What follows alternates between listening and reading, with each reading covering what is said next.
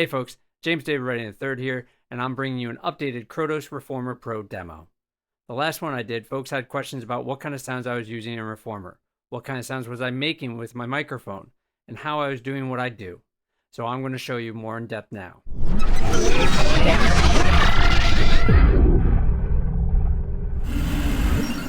jdr3productions.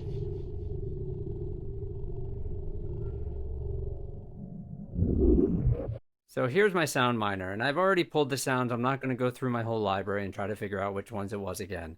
I'm just going to show you an idea of what I used. For underwater sounds, I was using things like this.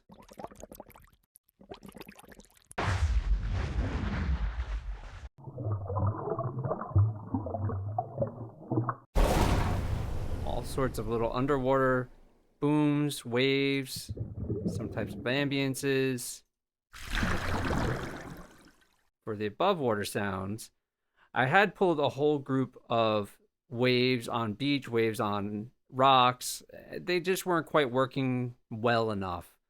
Not for the motion that I needed, which was more of a person swimming in water. So I ended up going with a little more splashing, a little more above water type of sounds.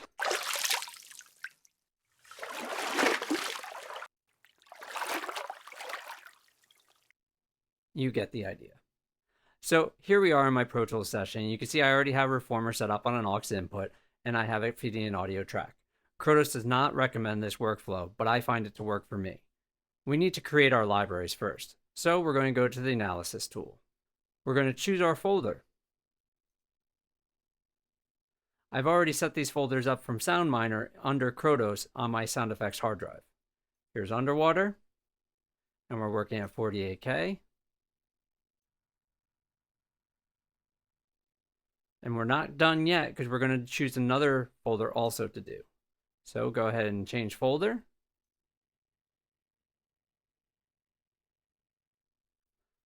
Okay, now that we've done both of our folders, we're going to hit OK. We're going to close out of the Analysis tool, and we're going to restart Reformer Pro.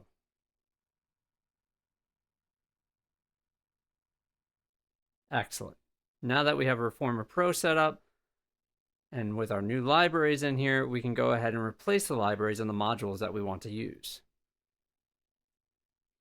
In this case, I'm going to replace Black Leopard with Underwater.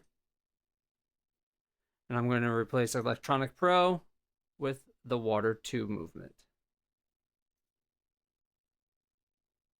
Since I'm only using these two modules, I'm going to go ahead and mute the bottom ones so that I don't accidentally trigger them. I'm going to take my puck and set it up to the underwater. You might say, why are we starting underwater? Well, this time I have video. In the last demo video, I was under an NDA and couldn't show you the video I was working with. So I went to Pixabay, found underwater swimming from engine Akurt, and decided to give him a follow. The video will be linked in the description, just in case you want to try it for yourself. Okay, so let's go ahead and take a listen. So here we go. Now you can hear what my voice speaking is doing with underwater sounds. I can also move it to the above water sound, and you can hear what my voice modulation is doing there. It's not quite how I did it for the swimming scene, but we'll get to that in a moment. I just wanted to let you know that this is being triggered just by any sound. You can also just feed sounds into Reformer Pro, sounds that were pre-recorded to use it to trigger. I did this with ADR for a scene underwater. While the actors were grunting and groaning underwater, and bubbles were coming out of their mouths, I used the ADR to trigger Reformer bubbles. But in this case, we're going to perform along with our swimmer. Let's take a look at the video first.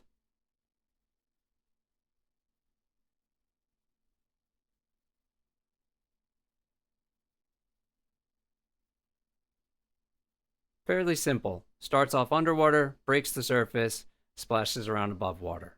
Let's go ahead and give it a shot.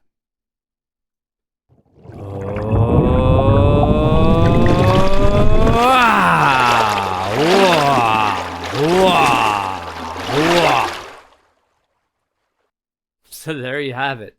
That's exactly what I do. I make the strangest noises and my family thinks I'm crazy when I'm in my home studio. But what else is new for us sound artists, right?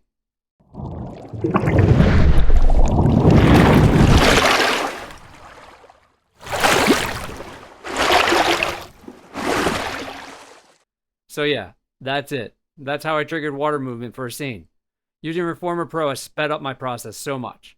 Just recently, I used it also to do some cloth ripping in a scene. Again, NDA, can't show you that one, but you get the idea. Reformer Pro is so powerful that I keep it in my sound design template. Hope you enjoyed, and until next time.